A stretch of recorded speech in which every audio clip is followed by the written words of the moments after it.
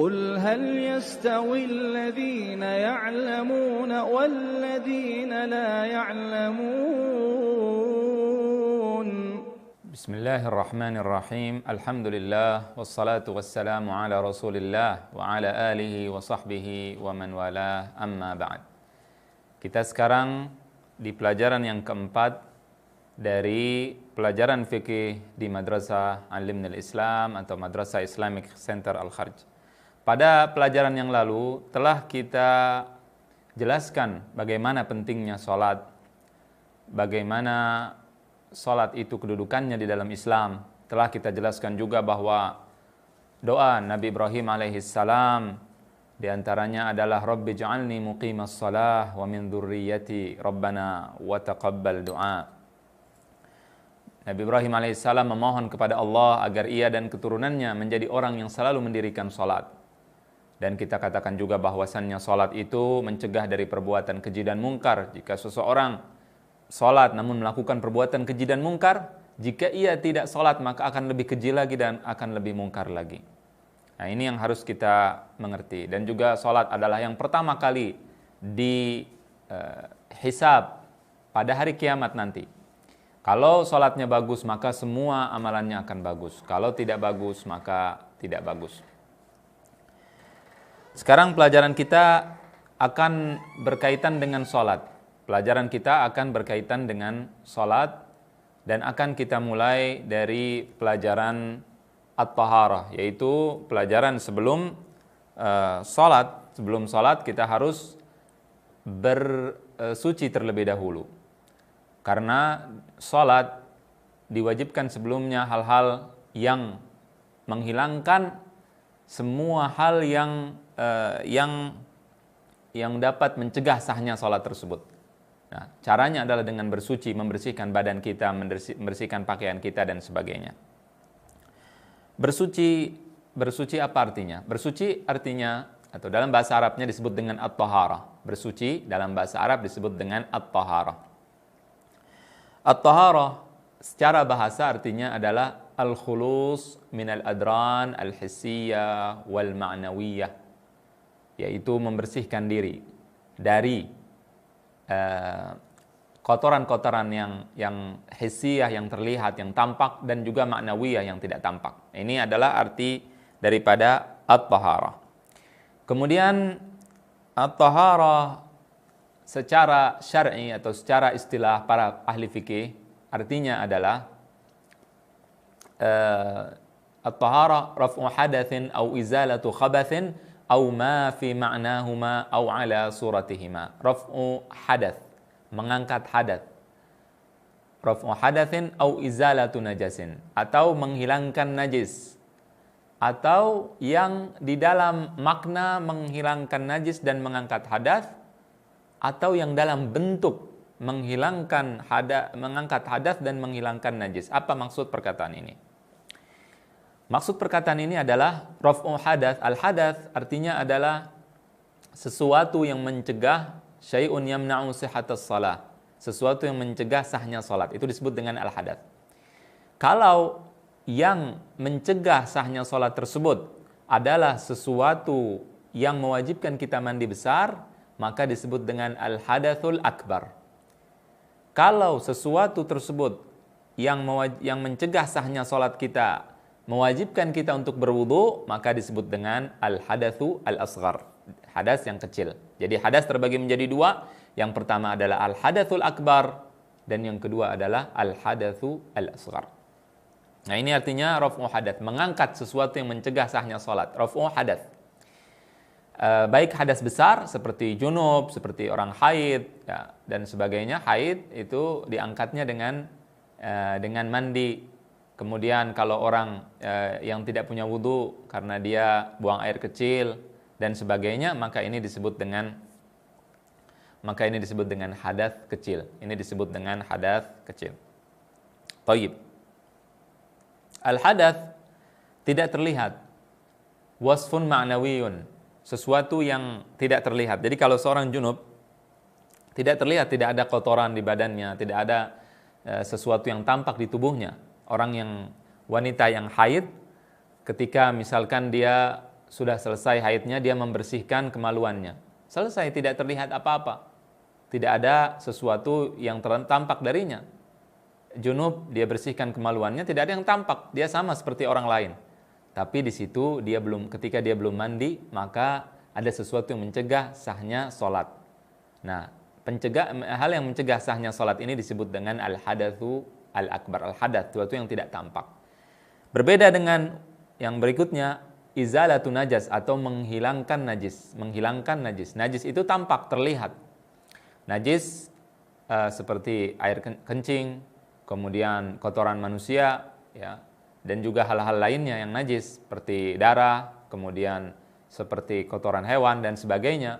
Semua hal yang najis tersebut bisa dilihat. Kita melihat hal tersebut.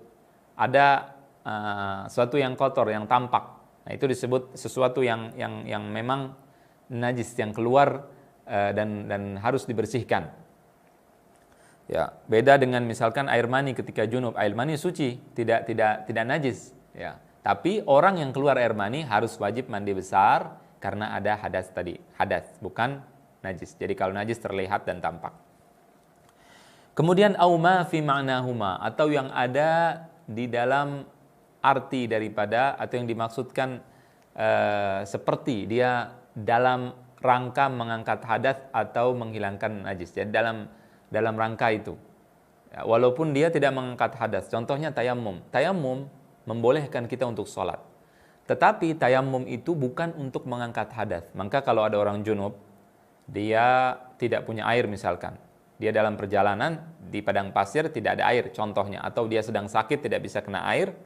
Maka di sini dia tayamum. Dia dalam keadaan junub, dalam keadaan hadas besar. Dia bertayamum. Tujuan tayamum apa? Tujuan ia tayamum adalah untuk membolehkannya sholat.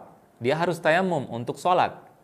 Namun jika misalkan 10 hari sakitnya sembuh, atau dia setelah 10 hari ketemu air yang bisa ia pakai untuk berwudu atau untuk mandi besar, maka di sini dia wajib mandi besar, dia wajib untuk berwudu.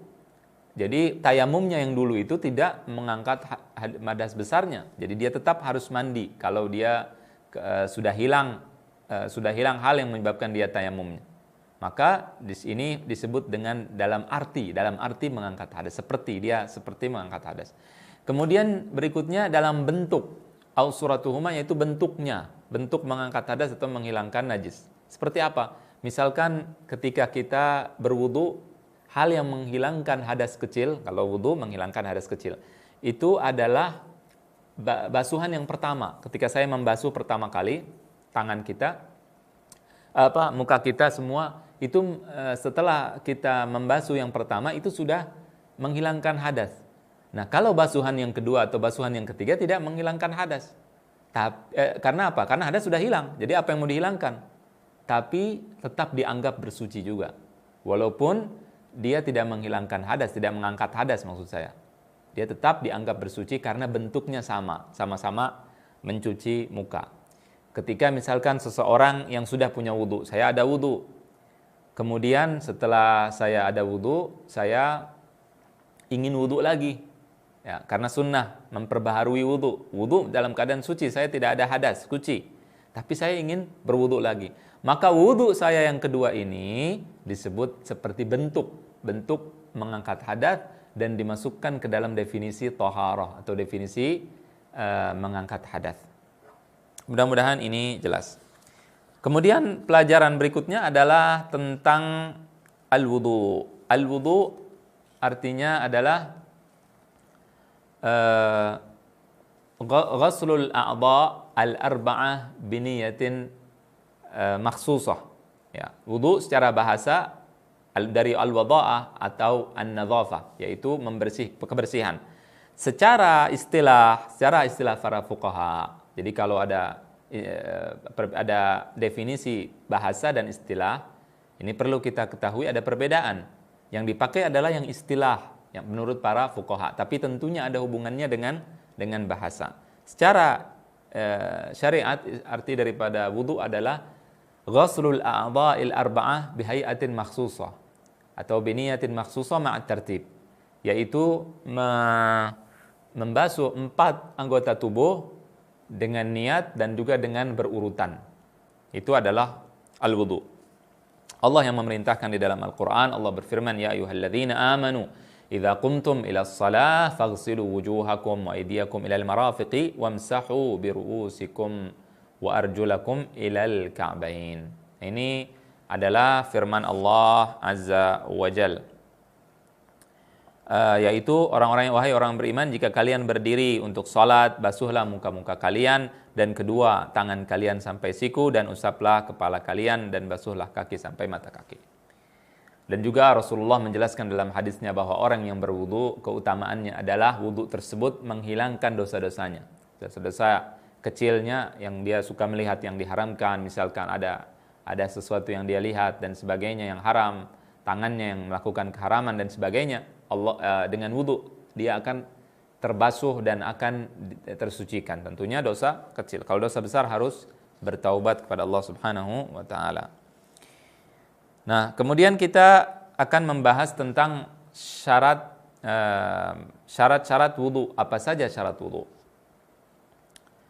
Sebelum membahas syarat wudu, apa yang dimaksud dengan syarat? Asyarat artinya adalah al-alamah. Asyartu al-alamah. Syarat artinya adalah tanda.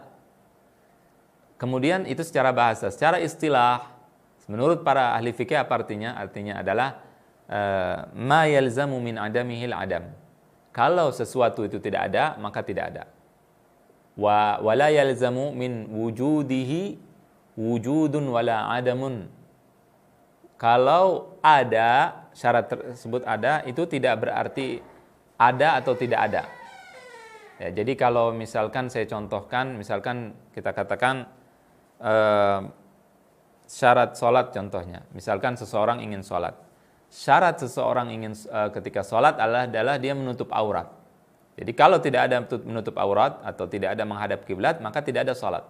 Walaupun dia sholat seperti orang sholat, dia takbir, dia ruku, dia sujud, tidak dianggap sholat. Kenapa? Tidak sah, karena tidak memenuhi syarat.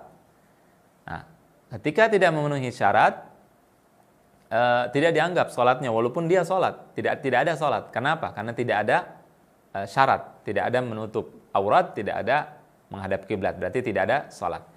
Itu yang pertama.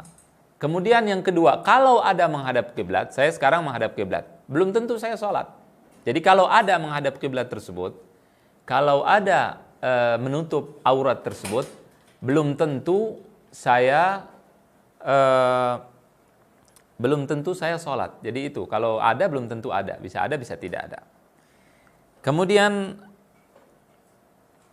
setelah itu yang dimaksud dengan syarat secara bahasa, atau bisa secara istilah fuqaha, atau dikatakan juga ma tatawaqqaf alaihi sihhatul ibadah, sesuatu yang sahnya suatu ibadat itu tergantung dari hal tersebut. Jadi kayak menghadap kiblat tadi saya katakan, ibadah itu akan disebut sah jika ia terpenuhi syaratnya. Kalau tidak terpenuhi syaratnya, maka ibadah tersebut tidak sah. Nah, jadi ini adalah syarat-syarat salat. Dan kemudian saya ingin ingatkan bahwa kita di sini insya Allah akan mempelajari tentunya fikih kita atau tata cara salat kita, tata cara wudu kita dengan menurut madhab Imam Asy-Syafi'i rahimahullahu taala. Kenapa? Karena kita dari tempat yang di sana banyak atau di sana bermadhab Syafi'i, dan tentunya beliau Imam Asy-Syafi'i rahimahullah adalah seorang ulama dari salafus saleh, maka kita juga memahami Al-Qur'an dan hadis Nabi sallallahu alaihi wasallam dengan pemahaman ulama salafu as-saleh. Jadi nanti di sini kalau ada saya koreksi, nanti saya akan sesuaikan dengan pendapat Al-Imam Asy-Syafi'i kalau ada hal-hal yang tidak sesuai dengan apa yang diketahui di dalam madhab Imam Asy-Syafi'i. Yang pertama di sini adalah syarat wudu dikatakan di buku niat, tapi ini bukan termasuk syarat dalam madhab Syafi'i. Tentunya ada perbedaan pendapat di sini, ya. Dan di dalam madhab Syafi'i niat termasuk rukun wudu, bukan syarat. Ini yang pertama, ya. Kemudian menggunakan air suci. Air suci adalah air yang manaba'a minal ard, yang tampak dari dasar bumi, ya, yang keluar dari bumi, wa manazala minas sama, dan turun dari langit. Itu adalah air yang suci. Jadi semua air yang dari bumi asalnya dan dari langit, maka itu suci. Seperti air sumur, air hujan, air laut, dan sebagainya. Dan tidak bercampur tentunya dengan najis. Dan ini akan dijelaskan nanti insya Allah. Kemudian menghilangkan sesuatu yang menutupi kulit. Jadi saya akan jelaskan bahwa syarat-syarat wudu, ya, ini silahkan dicatat bahwa syarat wudu ada 5. Ya, dikatakan oleh seorang ulama, lahu syurutun khamsatun tahuruma. Ada 5 syarat wudu. Yang pertama, sucinya air. Suci mensucikan. Air itu ada yang suci mensucikan. Jadi air ada bagiannya. Yang pertama, suci mensucikan. Ini yang pertama. Air suci mensucikan yaitu air mutlak, air yang tidak dipakai, yang bisa dipakai untuk berwudu, yang bisa mensucikan. Dia suci dan dia mensucikan. Ya, itu yang pertama. Kemudian yang kedua, ada air tahirun ghairu mutahhir, yaitu suci dan tidak mensucikan. Ini terbagi menjadi 2. Ada air yang disebut dengan musta'mal, yaitu yang sudah dipakai, ya. Air yang sudah dipakai dan dia sedikit, dipakai untuk apa? Untuk berwudu. Maka air tersebut kalau sedikit kita pakai untuk berwudu yang wajib, maka di sini sudah disebut dengan air yang sudah dipakai dan dia suci tapi tidak mensucikan. Jadi kalau kena tidak usah tidak dianggap najis, tapi dia tetap suci. Kemudian berikutnya adalah air yang khalatahu syai'un minat tahirat, yaitu yang tercampur dengan sesuatu yang suci. Air yang tercampur dengan sesuatu yang suci seperti Pepsi, Coca-Cola, air kelapa misalkan. Itu air tapi dia suci dan tidak mensucikan. Kemudian air yang najis, yaitu yang bercampur dengan najis. Terbagi menjadi 2. Kalau air tersebut sedikit, ya, 2 kullah, di bawah 2 kullah, seperti 200 literan, kurang lebih 216 liter, kurang lebih, misalkan, maka air tersebut kalau tercampur sedikit saja dengan najis, maka sudah berubah menjadi najis. Kalau banyak, di atas 200 liter, 216 liter kurang lebih, itu tidak najis selama dengan syarat tidak merubah rasa, tidak merubah bau, tidak merubah warna. Dan ini yang penting untuk dipakai. Jadi yang bisa dipakai untuk berwudu adalah air yang suci dan mensucikan. Kemudian lahu syurutun khamsatun tahuruma wa kaunuhu mumayyizan wa muslima. Kemudian orang yang berwudu itu mumayyiz, yaitu yang sudah berakal, dan yang ketiga syaratnya adalah seorang muslim. Wa adamul mani'i min wusuli ma'in ila basyaratil maghsuli. Kemudian tidak ada yang mencegah sesuatu dari sampainya air ke kulit. Ini yang sampai ke kulit dalam banyak hal apa saja. Perempuan biasanya memakai sesuatu itu mencegah masuknya air ke kulit, maka itu juga merupakan syarat wudu untuk dihilangkan dulu kalau kita mau berwudu. Sesuatu yang bisa mencegah masuknya air ke dalam kulit atau anggota-anggota wudu. Wa adamul mani'i min usuli ma'in ila basyaratil maghsuli wa yadkhulul waqtu lidaimil hadath. Kemudian masuk waktu untuk orang yang hadath. Orang yang daimil hadath yaitu orang yang selalu berhadath. Kemudian setelah itu lidaimil hadath wa adda minha ar-rafi'i raf'al khabath. Nah, ini adalah 5 hal yang merupakan syarat daripada wudu atau syarat-syarat wudu. Mudah-mudahan jelas ya, dan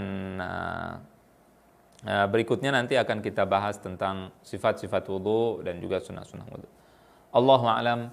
Ya, mudah-mudahan jelas, dan mudah-mudahan Allah Subhanahu wa taala memudahkan kita untuk memahami pelajaran-pelajaran yang diberikan. Allahu a'lam. Wa sallallahu wasallam wa baraka ala nabiyyina Muhammadin wa ala alihi wa sahbihi ajma'in. Qul hal yastawi alladhina ya'lamuna wal ladhina la ya'lamun